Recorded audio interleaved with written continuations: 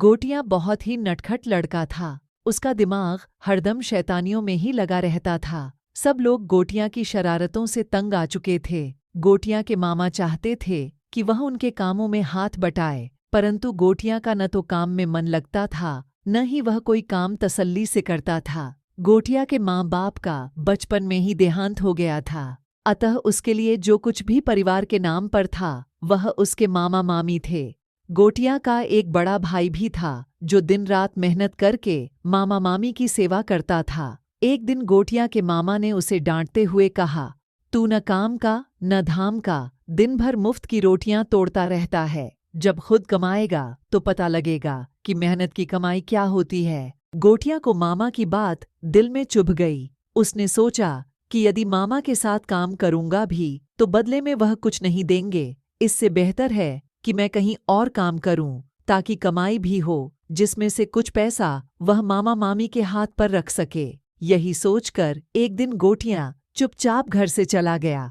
चलते चलते गोटियां पास के गांव में पहुंच गया। वहां एक सेठ रहता था, नाम था मोहरचंद। बड़े धनी सेठ थे, पर थे बड़े कंजूस। लोगों से मुफ्त की चाकरी कराने में उन्हें बड़ा आनंद आता था। गोटियां सेठ मोहरचंद के यहाँ पहुंचा और उसने काम देने की गुहार लगाई। सेठ ने कहा, मैं तुम्हें नौकरी पर रख सकता हूँ, पर मेरी कुछ शर्तें हैं। गोटियां अपने को बहुत चालाक समझता था। वह बोला, सेठ जी, आप अपनी शर्तें बताइए। मैं हर हाल में काम करके पैसा कमाना चाहता हूँ, बस मुझे तनख्वाह अच्छी चाहिए। सेठ ने कहा, तनख्वाह की फिक्र तुम मत करो, मेरे पास पैसे की कोई कमी नहीं है। मैं तुम्हें 5 सोने की मोहरें प्रतिमाह दूंगा, पर मेरी शर्त यह है कि तुम हरदम मेरी इच्छानुसार काम करोगे। ये हमेशा ध्यान रखना कि मुझे किसी बात पर क्रोध न आए।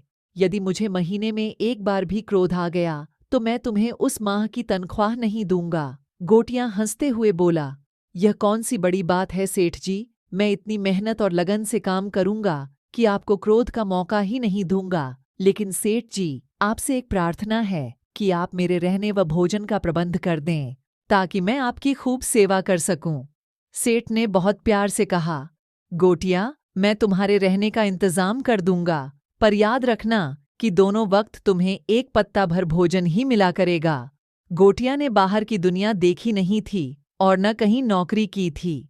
वह सेठ की चालाकी भांप नहीं सका और बोला, सेठ जी, मैं थोड़ा सा ही भोजन खाता हूँ, आज से ही काम पर लग जाता हूँ। गोटियां सेठ मोहरचंद के यहाँ खूब मन लगाकर काम करने लगा, अतः सेठ का क्रोध करने का सवाल ही न था। वह दिन रात काम में लगा रहता ताकि कहीं कोई काम गलती से छूट न जाए। लेकिन गोटियां परेशान था कि पत्ते पर बहुत थोड़ा सा ही भोजन आता था। सेठ के घर के बाहर एक शहतूत का पेड़ था। गोटियां रोज पेड़ पर चढ़कर खूब बड़ा पत्ता ढूंढने की कोशिश करता, परंतु पत्ते पर थोड़े से ही चावल आते थे, जिससे गोटियां का पेट नहीं भरता था। उसे हरदम यूं लगता था कि उसे भूख लग रही है। फिर भी गोटियां खुश था कि उसे महीने के अंत में 5 सोने की मोहरें मिलेंगी। वह सोचता था कि कुछ माह पश्चात जब वह ढेर सारी मोहरें इकट्ठी कर लेगा तब वह अपने गांव जाकर मामा को देगा तो मामा खुश हो जाएगा। गोटियां को काम करते 20 दिन बीत चुके थे। वह खुश था कि जल्दी ही 1 महीना पूरा हो जाएगा, तब उसे सोने की मोहरें मिलेंगी। अगले दिन सेठ जी ने सुबह ही गोटियां को अपने पास बुलाया और कहा, आज तुम खेत पर चले जाओ और सारे खेतों में पानी लगाकर आओ। गोटियां ने कहा, जो आज्ञा सेठ जी, और खेतों की तरफ चल दिया। यूं तो गोटियां ने कभी मेहनत नहीं की थी, परंतु जब उसे धन कमाने की धुन सवार थी तो खूब काम में लगा रहता था। वह खेत पर पहुंचा तो उसने देखा कि सेठ के खेत मीलों दूर तक फैले हैं। यहाँ तो पूरे खेत में पानी लगाने में 1 हफ्ता भी लग सकता है। लेकिन वह घबराया नहीं। कुएं से पानी खींचकर मैडों के सहारे पानी खेतों में पहुंचाने लगा। सारा दिन लगे रहने के बावजूद मुश्किल से 1/4 खेत में ही पानी लग पाया और शाम हो गई। गोटियां बेचारा थक कर सुस्ताने लगा। तभी उसे याद आया कि देर से वापस पहुंचा तो भोजन भी नहीं मिलेगा। वह तुरंत घर चल दिया। वहां पहुंचते ही सेठ मोहरचंद ने पूछा, क्या पूरे खेत में पानी लगाकर आए हो? नहीं सेठ जी, अभी तो 4 दिन लगेंगे पूरे खेत में पानी देने के लिए, गोटियां ने शांति से जवाब दिया। सेठ ने जोर से कहा, फिर अभी वापस क्यों आ गए? मैंने तुम्हें पूरे खेत में पानी देने को कहा था। घोटिया धीरे से बोला। सेठ जी, अंधेरा हो गया था, सूरज डूब गया था। तो सूरज डूब गया तो क्या चांद की रोशनी खेतों में नहीं फैली है? सेठ ने क्रोधित होकर कहा। गोटिया को सेठ के क्रोधित होने का डर था। वही हुआ। सेठ क्रोध में बोला, मुझे नहीं पता, जाओ खेतों में पानी दो। गोटिया भूखा ही घर से निकल गया। वह थका हुआ था, खेत के किनारे सो गया। आधी रात बीतने पर उसकी आंख खुली तो वह खेत में पानी देने लगा। पूरे दिन काम में लगा रहा। रात्रि होने लगी, तब तक खेत में जैसे तैसे पानी लगा दिया। फिर वह थका हारा सेठ के घर लौट आया। सेठ ने उससे कुछ नहीं पूछा। गोटिया भोजन खाकर सो गया। धीरे धीरे 1 महीना बीत गया। गोटिया जानता था कि उसे वेतन नहीं मिलेगा। वाकई सेठ ने उसे उस माह वेतन नहीं दिया। अगले माह वह हर रोज ध्यानपूर्वक कार्य करता रहा, परंतु माह के अंत में सेठ किसी बहाने क्रोधित हो गया और उसे उस माह फिर तनख्वाह नहीं मिली। इस प्रकार 6 माह बीत गए, परंतु गोटिया को एक बार भी वेतन नहीं मिला। गोटिया भोजन कम मिलने से दिन पर दिन दुबला होता जा रहा था, साथ ही साथ वेतन न मिलने से दुखी भी था। गोटिया का भाई रामफल गोटिया के चले जाने से बहुत दुखी था। वह उसे खोजते खोजते सेठ मोहरचंद के घर तक पहुंच गया। वहां अपने नटखट भाई की हालत देखकर वह बहुत दुखी हुआ। उसने गोटिया को समझाया कि किसी न किसी बहाने वह नौकरी छोड़ दे। अगले दिन गोटिया सुबह देर तक सोता रहा। दोपहर खाने के वक्त भोजन लेने पहुंच गया। सेठ को पता लगा कि गोटिया ने आज दिन भर काम नहीं किया है, अतः सेठ ने गोटिया को खूब डांटा। गोटिया रोने लगा। सेठ ने कहा, ठीक है, तुम्हें अपने घर जाना है तो जा सकते हो। मुझे लगता है कि तुम्हें अपने घर की याद आ रही है, परंतु 2 दिन में जरूर लौट आना। गोटिया का मन खुश करने के लिए सेठ ने उसके हाथ पर एक चांदी का सिक्का रख दिया ताकि धन के लालच में गोटिया वापस आ जाए। सेठ मोहरचंद को मुफ्त में नौकर चले जाने का डर था। अगले दिन रामफल सेठ के पास काम मांगने पहुंचा तो सेठ मन ही मन बहुत खुश हुआ कि चलो एक नौकर गया तो दूसरा लड़का नौकरी मांगने आ गया। उसने कहा, रामफल, हम तुम्हें नौकरी पर रख सकते हैं, पर हमारी कुछ शर्तें हैं। रामफल बोला, सेठ जी, आप अपनी शर्तें बताइए। आप यह भी बताइए कि आप मुझे कितना वेतन देंगे। सेठ जानता था कि वह अपने नौकरों से मुफ्त में काम कराता था, अतः बहुत अच्छी तनख्वाह का लालच देता था ताकि नौकर चुपचाप काम करता रहे। सेठ बोला, देखो, मैं तुम्हें हर माह 10 सोने की मोहरें दूंगा, पर मेरी शर्त यह है कि पूरे माह मुझे तुम पर क्रोध नहीं आना चाहिए। मुझे उम्मीद है कि तुम इतना अच्छा काम करोगे कि मुझे क्रोधित न होना पड़े। यदि एक बार भी मुझे क्रोध आ गया तो तुम्हें उस माह का वेतन नहीं मिलेगा। रामफल ने भोलेपन से कहा, सेठ जी, मुझे क्या पता कि आपको किस बात पर क्रोध आता है। हर आदमी अपने क्रोध पर काबू रख सकता है, किसी दूसरे के क्रोध पर नहीं। सेठ बहुत अक्लमंद था। वह तुरंत बात को संभालते हुए बोला, ठीक है, यदि तुम्हें किसी बात पर किसी माह क्रोध आया तो तुम्हें उस माह का वेतन नहीं मिलेगा, और यदि मुझे क्रोध आ गया तो 10 की जगह 15 सोने की मोहरें वेतन में मिलेंगी। रामफल बोला, यह मुझे मंजूर है, परंतु मैं अपने भोजन की बात भी तय कर लूं कि मैं दोनों वक्त भोजन आपके यहाँ ही खाऊंगा। सेठ ने तुरंत स्वीकृति देते हुए कहा, ठीक है, तुम्हें एक वक्त में 1 पत्ता भर भोजन मिलेगा। रामफल तुरंत तैयार हो गया और बोला, मैं चाहता हूं कि यह भी तय हो जाए कि आप मुझे नौकरी से निकालेंगे नहीं। सेठ को रामफल की बात सुनकर कुछ आशंका हुई।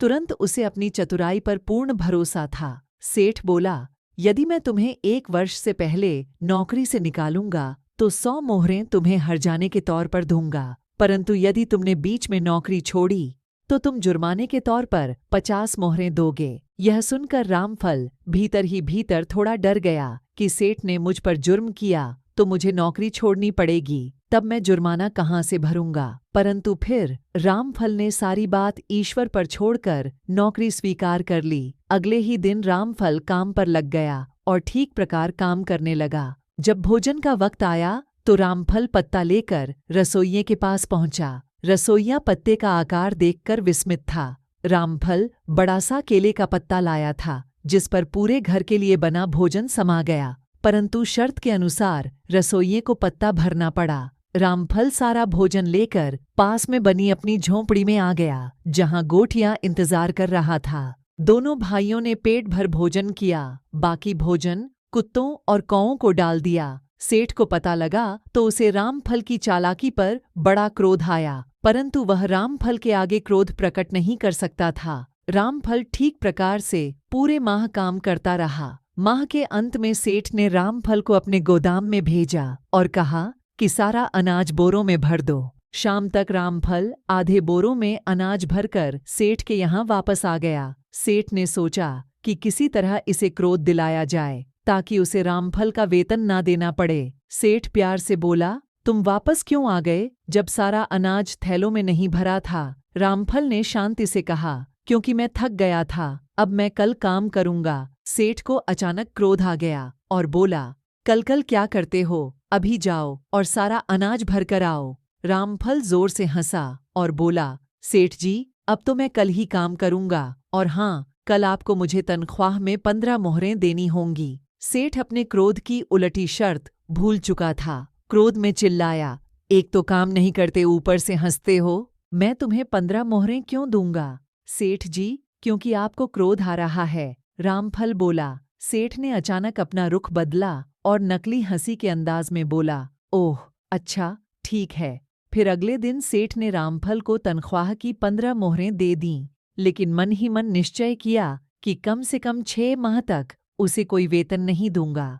फिर बेचारा खुद ही परेशान होकर नौकरी छोड़ देगा और जुर्माने के तौर पर 50 मोहरें मुझे देगा। लेकिन रामफल भी कम चालाक न था। वह तनख्वाह लेकर अगले दिन सुबह काम पर आ गया। सेठ ने उसे गोदाम पर जाने को कहा और अपने काम में लग गया। थोड़ी देर बाद सेठ जब उधर आया तो देखा कि रामफल सर्दी की धूप सेक रहा है, अभी तक गोदाम नहीं गया। सेठ को रामफल पर बहुत क्रोध आया, लेकिन वह उससे कुछ कह नहीं सकता था, अतः प्यार से उसे गोदाम का काम करने को कहकर चला गया। अब रामफल अपनी मर्जी से कभी काम करता, कभी नहीं। 1 सप्ताह बीत गया, परंतु रामफल ठीक प्रकार से काम नहीं कर रहा था। वह सेठ के अन्य नौकरों को भी बातों में उलझाए रखता। सेठ मन ही मन क्रोध में उबल रहा था। एक तरफ तो वह केले के पत्ते पर ढेर सारा भोजन ले लेता था, दूसरी तरफ ठीक प्रकार से काम भी नहीं करता था। एक दिन सेठानी बोली, यह रामफल हमारे सारे नौकरों को बिगाड़ रहा है, एक दिन यह हमारा जीना मुश्किल कर देगा, आप इसे निकाल क्यों नहीं देते? सेठ ने सेठानी को कारण बताया तो सेठानी बोली, आप इतने वर्षों से इतने सारे नौकरों से मुफ्त काम कराते आए हैं, लगता है यह नौकर आपको सबक सिखाकर रहेगा, फिर आप किसी से मुफ्त में काम नहीं कराएंगे। आप इसकी आज ही छुट्टी कर दो, वरना सभी नौकर बगावत पर उतर आए तो सबसे निपटना मुश्किल होगा। अगले दिन सेठ ने रामफल को बुलाने भेजा, परंतु रामफल ने कहला भेजा कि वह थोड़ी देर में आएगा। दोपहर में रामफल आया और आकर भोजन खाने बैठ गया। सेठ जोर से चीखा, रामफल इधर आओ, मैं आज तुम्हें नौकरी से निकालता हूँ। रामफल भोजन खाकर हंसता हुआ आया और बोला, सेठ जी, मेरा हर्जाना दे दीजिए, मैं चला जाऊंगा। सेठ इसके लिए पहले ही तैयार था। उसने तुरंत हर्जाने की 100 मोहरें रामफल को दीं और घर से निकलने का आदेश दिया। रामफल रकम लेकर हंसते हुए चल दिया। सेठ मोहरचंद को क्रोध बहुत आ रहा था, परंतु तसल्ली थी कि ऐसे नौकर से छुटकारा मिल गया। उसने बाहर झांक कर देखा, रामफल एक छोटे लड़के का हाथ पकड़े अपनी पोटली लिए जा रहा था। सेठ ने ध्यान से पहचानने का प्रयास किया तो उसे समझने में देर न लगी कि वह लड़का गोटियां था। अब सेठ ने कसम खाई कि किसी से मुफ्त में चाकरी नहीं कराएगा। ऐसी ही रोचक और ज्ञानवर्धक कहानियों के लिए हमारे चैनल को सब्सक्राइब जरूर करें। धन्यवाद।